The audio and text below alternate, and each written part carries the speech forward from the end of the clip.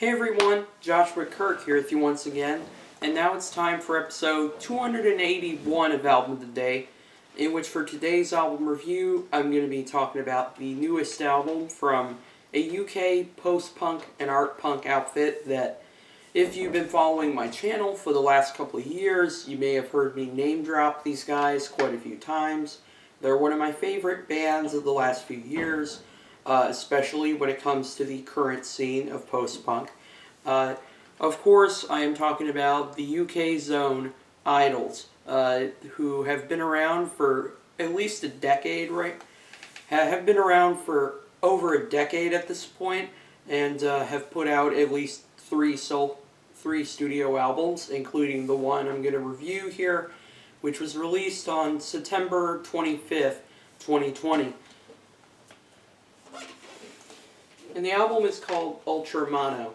As you can see, I got this on vinyl.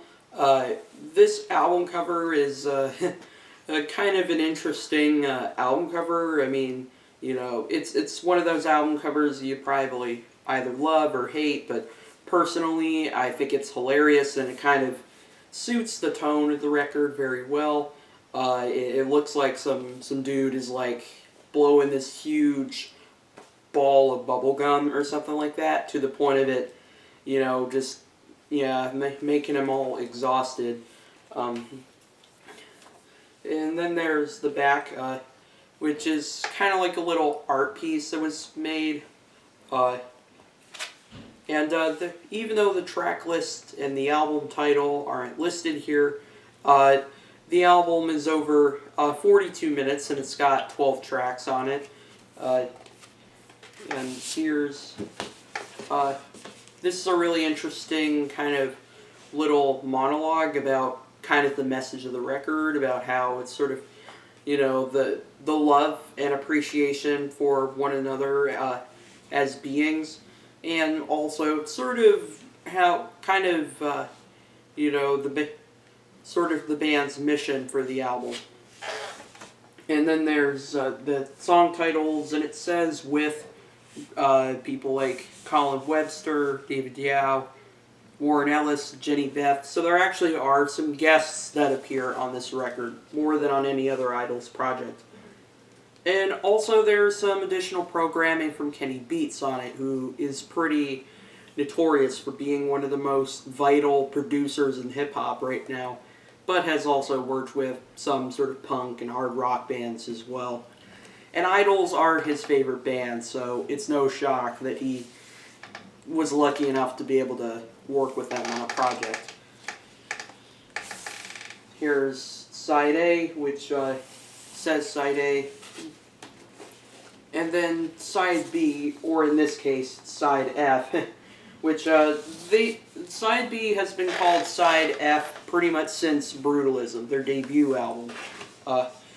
And the cool thing is, I also have vinyl of all three of their records, so I feel like I'm pretty much a true blue fan at this point. And that is the packaging for Ultra Mono, the latest record from IDLES.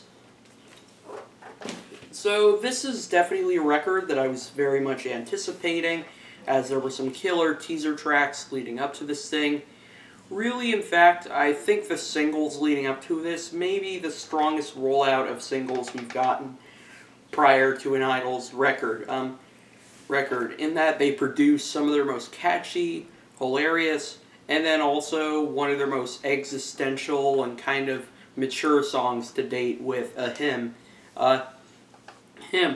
Even though as the record was released, the band was sort of getting a little controversy, like there are a couple fellow punk bands like Fat White Family and Sleaford Mods that kind of criticized the group for kind of, you know, how they were portraying, how they were sort of covering politics in their music, and, you know, the band definitely has been getting shit on a lot for being a little too sincere and a little too reliant on, you know, what they're talking about. But really, you know, I kind of think that backlash is sort of undeserved in my opinion, because what the band is doing here, I mean, really the message is about sort of learning to love yourself and love the people around you. It's sort of being really kind of appreciative and sort of, resilient about life, regardless of all the terrible things society tries to throw at you. It's a message that really you can't really deny just how, important and just how very like on point the band is with this kind of message here and message. So really with that, what is there to hate really? Hate really. Anyway, thoughts on this aside, let's get to the record. The record kicks things off on a very strong note with the song War, which has this very hypnotic bass line.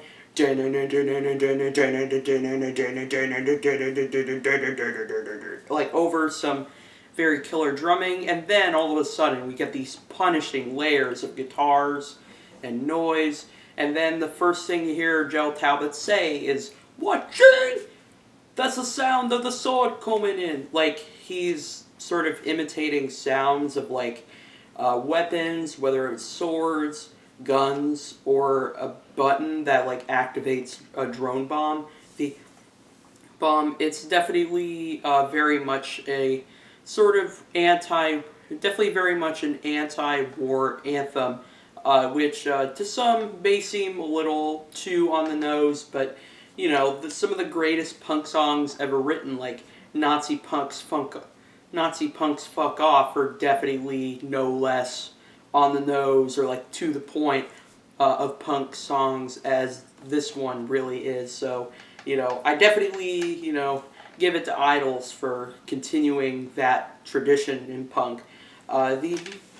It's a tradition in punk. There's also all kinds of cool things happening in the production. Like, it's clear Kenny beats that apart in this song because, like, the drums at one point, the solo sounds kind of programmed and compressed, but at the same time very organic too.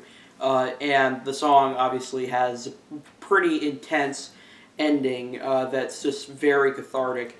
And then the next track, Grounds, is much dancier and funkier. This is really the first song I heard teasing for this record that really showed me that this was going to be a different sounds. We get these like very so it features these hypnotizing electronics, these big booming drums, this very addictive guitar melody.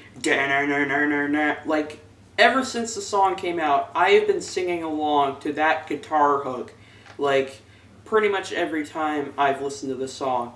And the track definitely is definitely a much more lyrically intricate track with all these lines about lines about violence as well as like racism. I mean, near the end of June 2020 when the song is released, I definitely very much enjoyed hearing the following lines that still cut to this day. There's nothing brave and nothing useful. You're scrawling your aggro shit on the walls of the cubicle, saying my race and class ain't suitable. So I raise my pink fist and say, black is beautiful. Like, totally, it's totally a very satisfying set of lyrics and definitely one of the best songs I think they've ever written. Also, the shouted I am I chorus is also quite intense. And then the finish of the song, where we're getting these layers of sax and noise, is just like, it's sort of like the thing where, you better not be sitting down or else you're gonna get your face smashed. Like, the song Mr. Motivator is definitely a much more conventionally IDLES song. The guitars are twangy, the drums are big or in your face, the bass is the bass creates this nice rhythm underneath everything, and Joe is just snarling out some of the most hilarious things I've heard him say, referencing things like Delia Smith baking a nice baking a nice cookie after having 10 Chardonnays, or Kathleen Hanna, like grabbing Trump by, I don't need to say that word, and Frida Kahlo, like scribbling on your fuck off wall, and like this is, and also probably one of the best references to LeBron James I could ever hear in a modern post-punk song. The post-punk song, and basically the message of the song comes through in the chorus. Like, the Joe Talbot is essentially a motivator, like telling everyone to seize the day and chase all the pricks away. Like, it's definitely a true, like, it's one of the most sort of violent kind of expressions of joy I think I've heard in 2020, and also that hypnotic "Your Joe Cal fucking Zaggy" is also, that hook at the end is also quite addictive too. The song Anxiety is another one that definitely sounds like a pretty familiar IDLES song. It's got pretty typical IDLES riffs and rhythm sections, and it's a song that sees Joe kind of tapping into his deepest struggles with anxiety, and how he's having all these visions. And also, these lyrics are so catchy that I can't help but hang on to every word as he's saying things like, sick, I feel kicks, but the kicks don't kick, so I act a prick. Like, the prick. And also the, like, shouted refrains of anxiety is like one of the most liberating moments on here, and don't we all need those kind of moments in 2020? And then after this, we get, of all things, some very gentle, jazzy pianos on the next track, Kill Them With Kindness. But then, about 30 minutes in, we get these like huge walls of punk instrumentation. Definitely one of the more dynamic moments on the record. I guess probably the most obvious comparison I can make of this song is Little Acorns by the White Stripes. That song also opened up with some piano chords and a little radio broadcast, and then Jack and Meg's booming instrumentation eventually like kicks in like wildfire. And really this kind of dynamic approach, I think, could not be more fitting for this song, because it just goes so hard, as it's kind of a song basically all about, beating down those haters with all the positivity and kindness you can give them, like, and if you want to beat the machine, keep your teeth clean, and that you better warn all the negative, all the haters out there, like, empathy is just gonna cut down your throne, and there's nothing you can do about it. And I also love Joe's little I love the way Anthony Fantano described it. Like, the song has about as many like shouted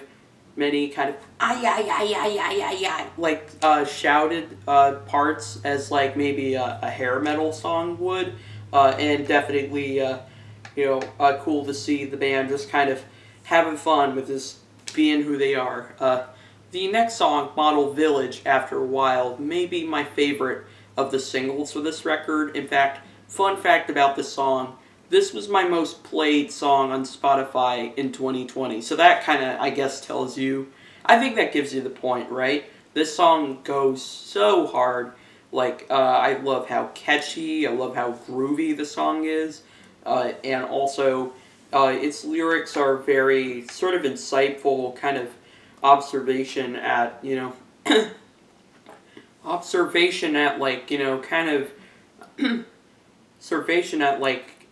certain classes and the kind of like homes that they run, and sometimes it kind of feels as though maybe the highest class, or kind of taken away the most important things from like the lower or even the middle class. It's definitely the kind of song that I'm not, what it's about, I'm not necessarily a big expert on. So if you have any other insights onto like some of the lyrical themes on this record, feel free to put them in the description. I'd be glad to hear them and have a whole new perspective on this pretty incredible record. The incredible record. I also love the hook on this track. The riffs definitely leave me coming back for more. And also, I love, like, the guitar breakdown in the middle is incredible. Not just the solo, but, like, the way I'm, like, getting one guitar on the left ear, another in the right ear, like, every 2 seconds. Like, just an incredible, mind-boggling experience right there. So definitely, maybe in my top 5 IDLES songs of all time, honestly. Like, it goes. The next track, Ne touche pas moi, is, this is definitely where I think maybe the just really good portion of the album comes in, and not really the really great one. I mean, this song is okay. Like, I think it sounds decent. It's a catchy enough song, but to me it just kind of feels like kind of another sort of safe IDLES song where the lyrics are, where it's not as strong lyrically, the, like, and also, like, the instrumentation, it just kind of feels like there are points on the record where IDLES have kind of become their own little cliche, and Jenny Beth was fine on the track, but she didn't need to be on there. The song Carcinogenic is another one that, I don't quite love. Think that, for an IDLES song, it is maybe a little bit safe, and could have easily been on maybe their first record or their second record. But I love the lyrical content on here. Like, it could not be more relevant right now. And yet another song that, like, its lyrical themes, I'm definitely, if you want to sort of put it in maybe better context for me, I'd be glad to hear it. And the song is, like, incredibly catchy too, like, definitely one of the stronger hooks on the record too, and also the kind of boozy, like, shouted background vocals is a very nice addition, like the carcinogenic, like, yeah, it's a very like cathartic moment there. But then beyond this point, we get into a pretty strong run of songs that starts out with the song Rains, which honestly is my favorite track on this entire LP, probably in my top 3 IDLES songs of all time. Just like, the minute I first heard that the bass line, I was just like, yes, exactly what I want. Like, exactly what I want. I also love, like, how we get this really groovy bass line, and then all of a sudden we get this like, these, like, layers of distorted noise that makes me feel like I'm getting, like, I'm getting, like, shocked by, like, some sort of high voltage, like, fence or something like that. Like, it's the musical equivalent of being electrocuted, basically. And this message in the song could not be more to the point. It basically asks the listener, like, how does it feel to have blue blood coursing through your veins? Or to have shanked the working classes in the dust, or to have won the war that no one wants. Like, like, basically, just how does it feel to be alive is the message of the song, and I just could not be more in awe of that. The awe in that. And also, the chorus is very intense. In fact, dare I say it, this may be the loudest song on the entire record, and the rest of the album is pretty loud too, but just, like, this song, I haven't heard a rock song this extreme in terms of its volume since Songs for the Deaf from Queens of the Stone Age, which is one of my favorite albums of all time. Time. Time. The song "The Lover" is also another one that I think really is very potent in its joy, in its portrayal of joy, and joy, especially as it's a song where, Joe pretty much makes his conclusion that unity makes me feel so free to, go ahead and out there and say, "Fuck you, I'm a lover." Like, it's definitely one of the most satisfying sort of one-liners I've heard this year.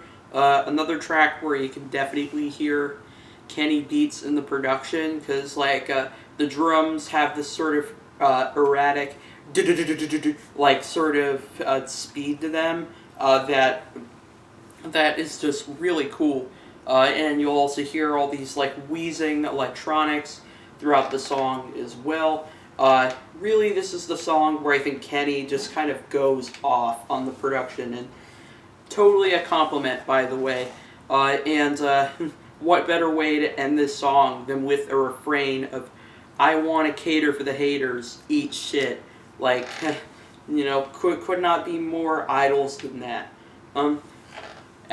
Probably the closest you'll ever get to a breath of fresh air on this record is the song "Ahem," a track that initially didn't really blow me away as one of the singles, although it's clear that was, I guess, kind of intentional. As this was one of those songs where, in the context of the record, maybe it'll come off more clear to me, and much to my delight, it sure did. And it really, in the context of the record, the song, I think, flows in very well. It sounds like kind of a more distorted version of some sort of,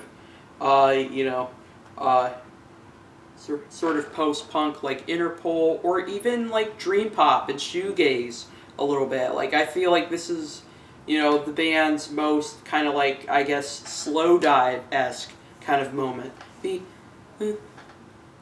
Moment, and also love the little phrases and how essentially it is kind of a song about, through all the tragedy and all the ups and downs of life, we ultimately made it to this point of maybe that we didn't ask for, but at the same time it just feels kind of beautiful too.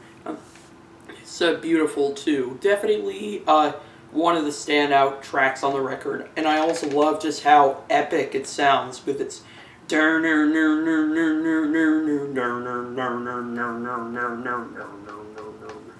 definitely a highlight.